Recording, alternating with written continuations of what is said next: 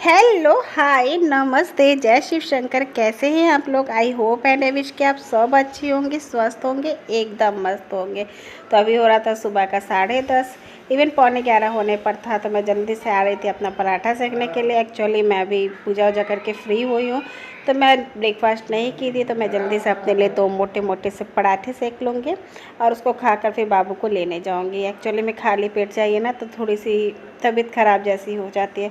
तो मैं खाली पेट तो खैर कभी ही नहीं जाती हूँ। अक्सर होता है कि मैं पहले ही ब्रेकफास्ट कर लेती हूँ 8 बजे तक, लेकिन शायद कभी लेट हो जाता है तो मैं अंदर मतलब जाने से पहले उसके जल्दी जल्दी कर लेती हूँ। तो वही मैं जल्दी जल्दी से मोटे मोटे से तो पराठे निकाल रही थी। अब क्या है ना कि सुबह उठिए तो टाइम बड़ी जल्दी जल्दी से कट जा रही, पता नहीं चलता है। ऐसे लगता है कि अभी काम करते ही करते आदमी का टाइम निकल जाता है, फिर उसको ले आने का समय हो जाता है, फिर उसके पीछे समय चला जाता है।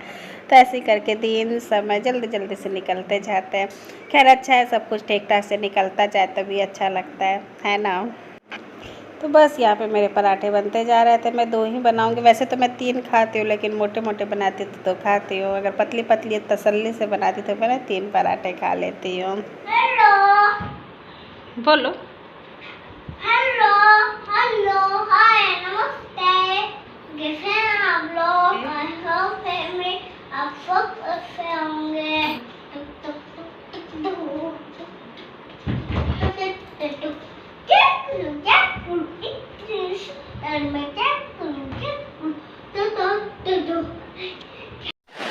फैमिली तो मैं आ गई थी बात लेकर। मेरे बाल गीले गीले थे तो मैंने कहा चलो मैं आप लोग को दिखा दूँ, थोड़ा नच्ची वच्ची कर लूँ, आप लोगों से बातचीत कर लूँ। तब बाबू आ गए थे स्कूल से, तो मैंने इनके कपड़े वगैरह जो भी पहने थे उस तरीके से ही नीचे के छोड़ दिए थे, क्योंकि क्या है कि फिर ट्यूशन भी पढ़ने जाता तो बार बार कितनी बार चेंज करेगा। इसी कारण बस हल्का हल्का ही अभी जो अंदर से पहने थे उन्हीं में छोड़ दिया था, क्योंकि फिर शाम में ट्यूशन पढ़ने जाएगा तो फिर चेंज करके जाएगा। तो मैंने कहा चलो थोड़ी देर के लिए तुम इसी तरीके से रह लो तो अच्छा लगेगा। तो यहाँ पर मैंने मशीन आज लगाए थे, मेरे कपड़े थोड़े से ज़्यादा थे एक्चुअली, बेडशीट वगैरह थे ना, तो मैंने कहा चलो आज मैं मशीन लगा लेती हूँ।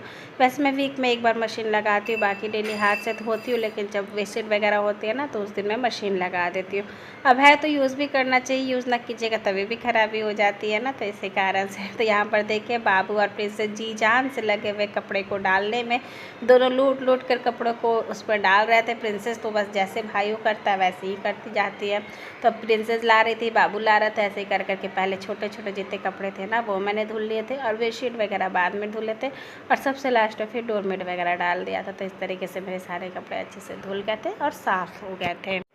अच्छा भी लगता है कि अब बच्चे इतने बड़े हो गए कि काम करवाना चाहते हैं, आपका हेल्प करना चाहते हैं, बट ये नहीं समझ में आता कि क्या हेल्प कर सकता है। अभी बहुत छोटे, उनके नज़र में वो बहुत बड़े हो गए, लेकिन हम जानते हैं कि अभी ये छोटे, अभी क्या ही कर पाएंगे। तो भी जब ये जिद करता है ना, तो ये कपड़ा वाला जो काम है ना बाबू बहुत पहले से कर दिया था। मतलब प्रिंसेस जब होने वाली रहती थी ना तभी भी ये पानी चला कर कपड़ा डाल दिया करता था, मैं उसको धुल लेती थी सरफ बाद में डाल के। अगर इतना भी कर देता था थोड़ा सा हेल्प हो जा रहा था। तो यहाँ पे बच्चे डाल रहे थे कपड़ा मशीन में, मैंने कहा चलो मैं अब सुकून वाली चाय भी बना लेती हूँ। इस चाय का नाम ही मैंने सुकून वाली चाय रखी है, 12 बजे वाली चाय रखी है। इसको पी लीजिए तो मन फ्रेश हो जाता है। उधर तो मैं नहीं पी रही थी, लेकिन इधर 2-3 दिन से मैं फिर से इसको पी लेती हूँ। मुझे अच्छा लगता है, एनर्जेटिक फील होता है और बढ़िया लगता है। शाम में भले ही ना पी लो, लेकिन अभी पी लो तो अच्छा लगता है।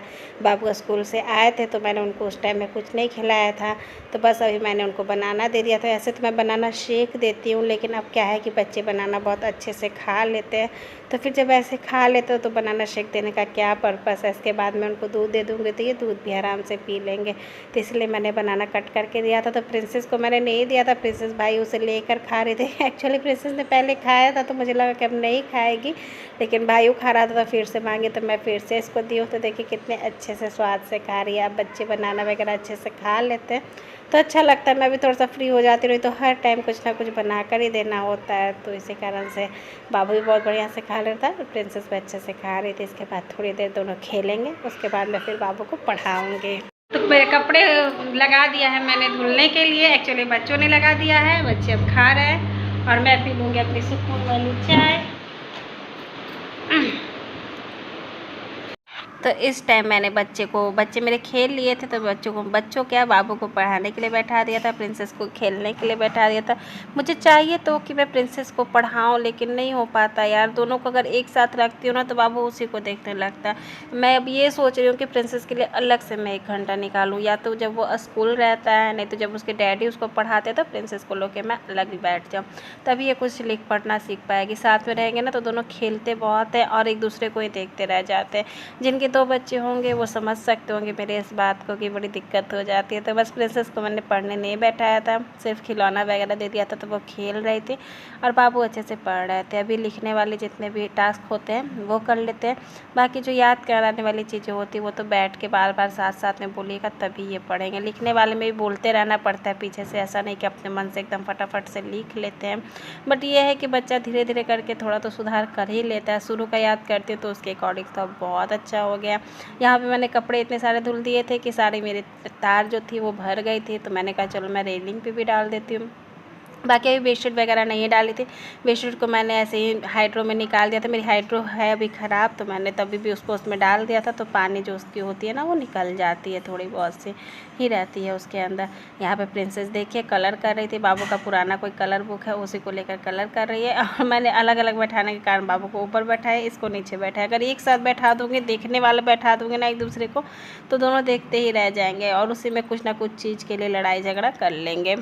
तो सुबह मैंने बनाया था भिंडी की भुजिया, तो इस टाइम मैं बना रही थी। भुजिया ख़त्म हो गई थी और दाल मैंने बनाया नहीं था क्योंकि बच्चों ने बनाना खा लिया था, फिर दूध पी लिया था। तो मैंने कहा चलो आज मैं तहरी बना देती हूँ, सोयाबीन वगैरह दे के तहरी कभी कभार बनाइए तो बच्चे बड़े चाव से खा लेते हैं। एक्चुअली अब कुछ भी कीजिए ना तो बच्चों का ही दिमाग में रहता है कि वो खाएँगे कि नहीं, उनको अच्छा लगेगा कि नहीं। मैं मिर्च वगैरह भी बहुत कम डालती हूँ, इसी कारण से डालती भी तो बहुत बड़ी बड़ी सी डालती हूँ, ताकि उसको मैं अलग सेपरेट कर देती हूँ और बच्चे फिर ऐसे खा लेते हैं।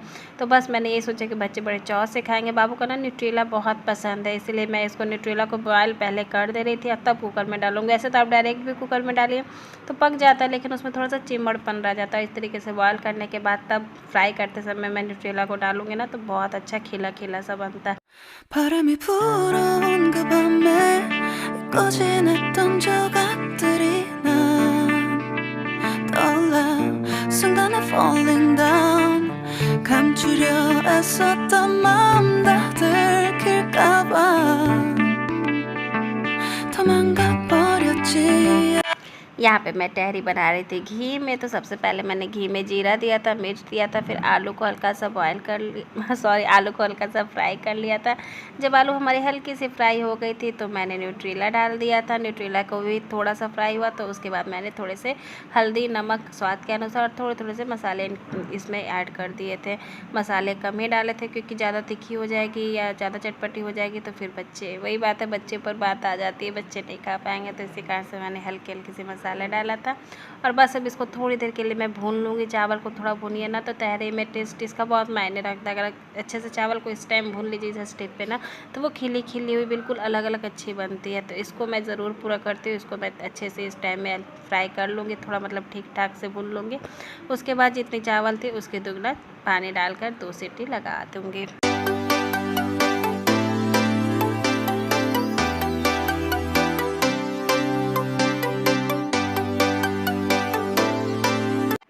तो वहाँ पे मेरी चावल बन रही थी, यहाँ पे मैंने डोरमेट वगैरह भी डाल दिया बेडशीट के बाद कि ये भी धुल जाएंगे। तो बस यहीं तक थी मेरी आज की वीडियो। आशा करती है आप लोग को अच्छी लगी होगी तो लाइक करें, शेयर करें। मेरे चैनल पर नए हैं तो प्लीज़ सब्सक्राइब करें। तब तक के लिए बाय।